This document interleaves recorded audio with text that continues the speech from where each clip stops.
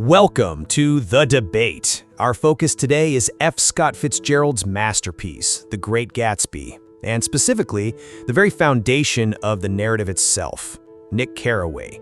The entire novel hinges on his perspective of that summer in 1922, forcing us, the readers, to rely on his unique blend of Midwestern moralism and detached observation. So the central question we really have to ask is this: is Nick Carraway a credible, objective chronicler of these events?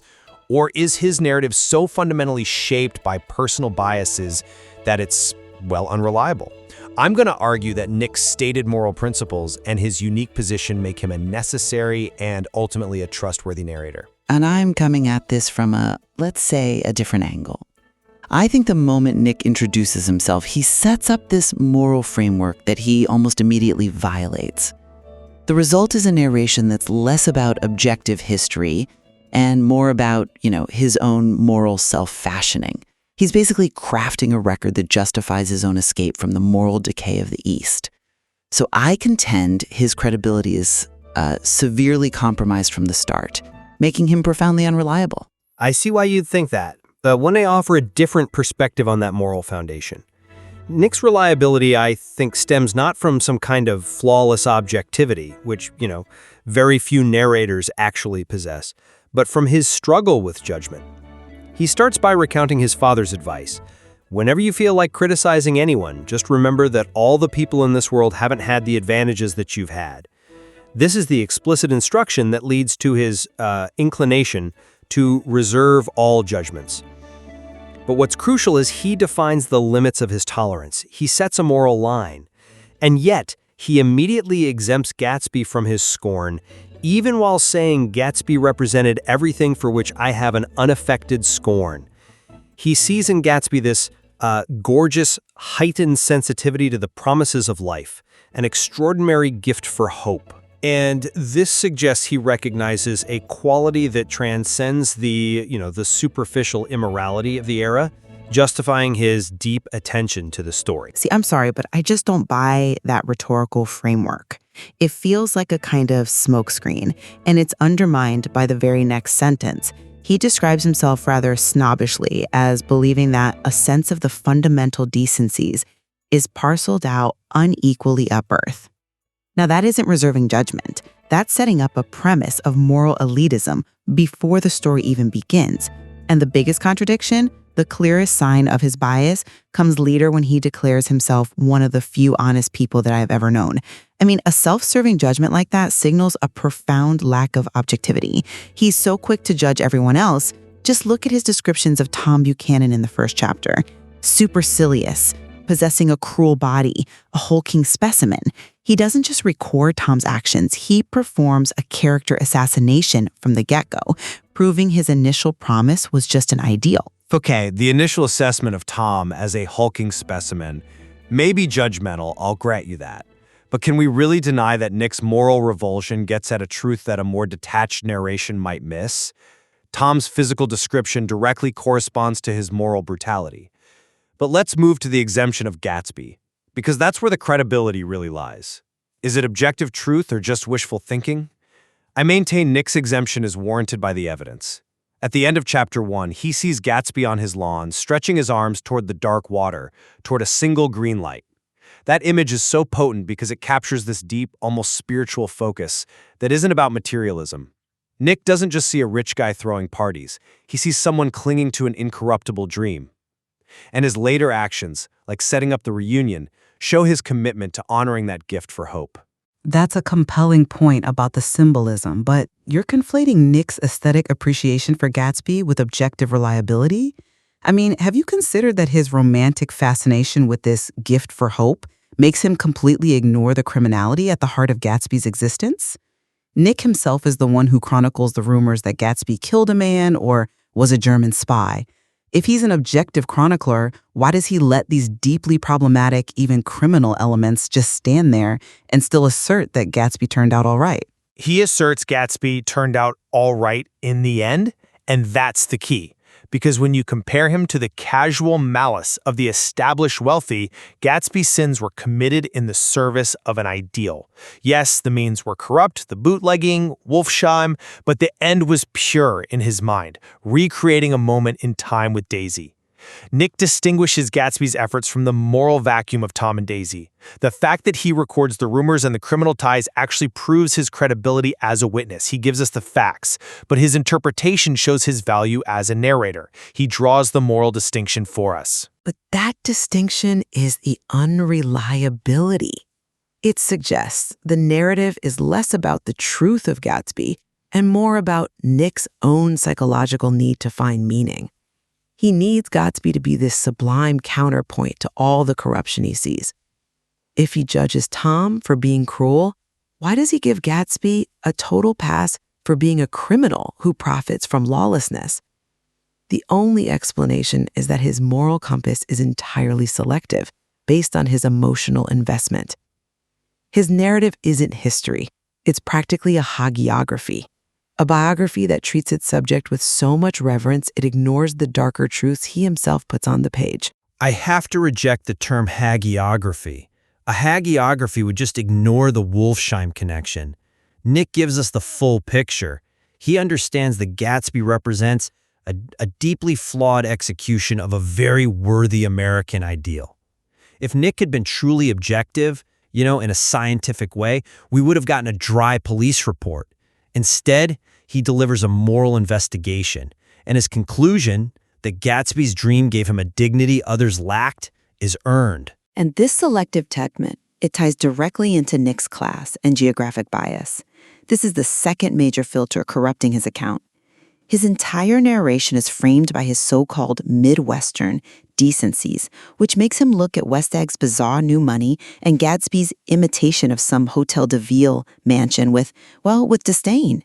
He can't just accept new money. It has to be tasteless. He frames the Middle West as the warm center of the world that he has to return to, implying the East corrupted everyone. That moral geography completely contaminates any claim to objectivity. I would argue his perspective is reliable precisely because he's an outsider, positioned between these two worlds, East Egg's inherited wealth and West Egg's gaudy new wealth. He's not yet integrated, which allows him to see the moral vacuums they live in, their carelessness. Think about his shock at Daisy's reaction to Tom's racist rant about the rise of the colored empires, or when he observes that Tom and Daisy belong to a distinguished secret society that he feels shut out of.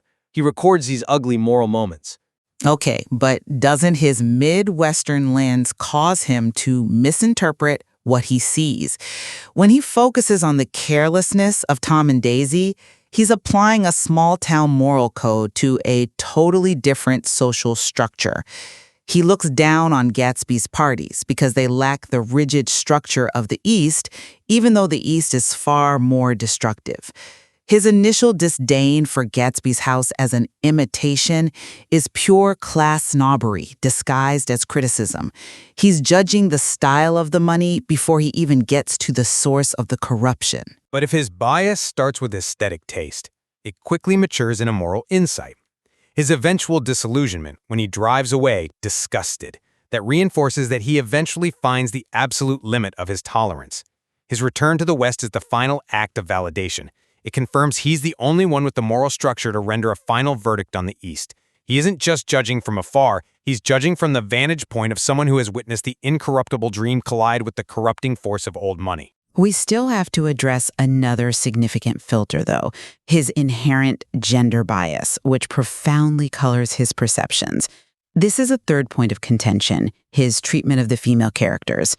Early on, he reveals this cynical attitude, this anticipation that an intimate revelation was quivering on the horizon, which is a really dismissive way to view emotional vulnerability.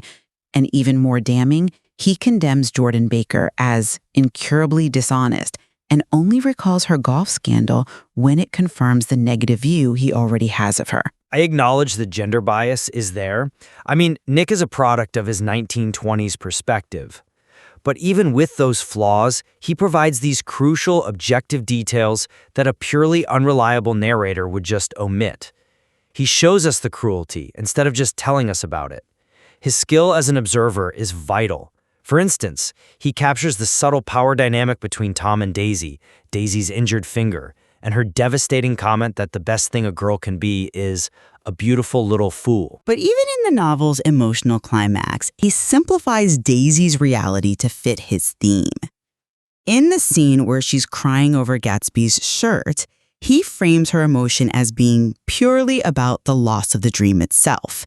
He completely ignores her complex reality, mourning the lost years, yes, but also the financial safety of Tom and the impossibility of it all. He just uses her reaction as a dramatic tool for Gatsby's tragedy, which simplifies all the female characters to fit his central theme. Nick's focus on the dream is exactly what makes him the necessary narrator. He understands that Daisy's tragedy is that she couldn't live up to the hope Gatsby projected onto her. His capacity to record these chilling details, the injured finger, the beautiful little fool line, even as he struggles to interpret them, confirms his value as a complex witness. He gives us empirical information that is absolutely crucial to the story's moral core. I would counter that recording the evidence is only half the battle. If the interpretive frame is consistently prejudiced, the chronicler is still unreliable. Nick's final assertion that Gatsby turned out all right against a backdrop of organized crime shows that he lets his passion for an ideal override the cold, hard facts he's gathered. The narration becomes a memoir of self-justification. Nick leaves the East feeling morally superior because he alone got the tragedy, confirming his own self-proclaimed honesty. It's a carefully curated history, not an objective one. But ultimately, we have to acknowledge that Nick is the only one who cares enough to stay and clean up the mess. He arranges the funeral, he confronts the carelessness of Tom and Daisy. Nick Carraway is reliable precisely because he is a participant who struggles with judgment, and that struggle results in his unique moral distinction of Gatsby. His narrative, supported by specific details like the green light and Gatsby's crew history, isn't a detached report. It's a necessary testimonial to a profound ideal found in the middle of societal ruin. And I maintain that Nick's narrative is consistently filtered through his desire to be seen as morally superior. It's evidenced by his swift judgment of every character except Gatsby, who he elevates to this almost Christ-like figure. The very fact that we, the reader, have to constantly check his claims and filter his judgments against the events he describes, that means he is fundamentally unreliable as an objective observer. He's providing a powerful memoir of disillusionment, certainly, but not a clear, unbiased history of the Jazz Age. And perhaps that is the ultimate value of the material. The ambiguity in Nick's perspective, his back and forth between reserving judgment and then delivering these swift moral condemnations, is precisely what makes the novel so enduring.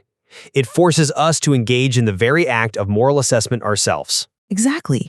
It ensures that the reader engages in the same critical judgment that Nick initially promised to reserve for himself, ultimately illuminating the complex moral landscape Fitzgerald created, where truth is always relative to the person telling the story.